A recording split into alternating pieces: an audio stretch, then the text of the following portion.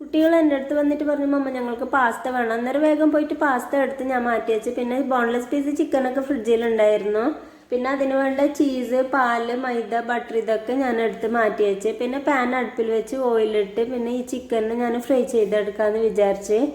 അങ്ങനെ ഞാൻ പിന്നെ റെഡ് ചില്ലി ഫ്ലേക്സ് ഒക്കെ ഞാൻ തന്നെ ഉണ്ടാക്കി. എന്നിട്ട് ചിക്കനൊക്കെ ഫ്രൈ ആയി. പിന്നെ ഞാൻ പാത്രം അടുപ്പിൽ വെച്ച് പിന്നെ അതിലേക്ക് ബട്ടർ ഇട്ട് കൊടുത്തു, വൈറ്റ് സോസ് ഉണ്ടാക്കാൻ വേണ്ടിയിട്ട്.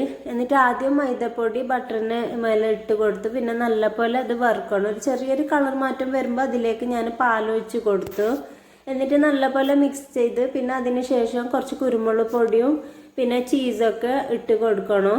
എന്നിട്ട് ആ ചില്ലി ഫ്ലേക്സൊക്കെ ഇട്ട് പിന്നെ ഒറിഗാനോ ഇട്ട് പിന്നെ ചിക്കനും അതിലേക്ക് തന്നെ ഇട്ട് നല്ലപോലെ മിക്സ് ചെയ്ത് എന്നിട്ട് വേവിച്ച പാസ്തയും കൂടി ഇട്ട് എല്ലാം കൂടി ഒന്നിച്ച് മിക്സ് ചെയ്ത്. അപ്പോഴേക്കും വീട്ടിൽ ഗസ്റ്റ് വന്നു. പിന്നെ അവർക്കും ഇത് ഞാൻ കൊടുത്തു. പിന്നെ ഫുഡൊക്കെ പുറത്തുനിന്ന് ഓർഡർ ചെയ്തു. പിന്നെ ഞങ്ങൾ ഫോട്ടോസ് കാര്യങ്ങളൊക്കെ എടുത്തു.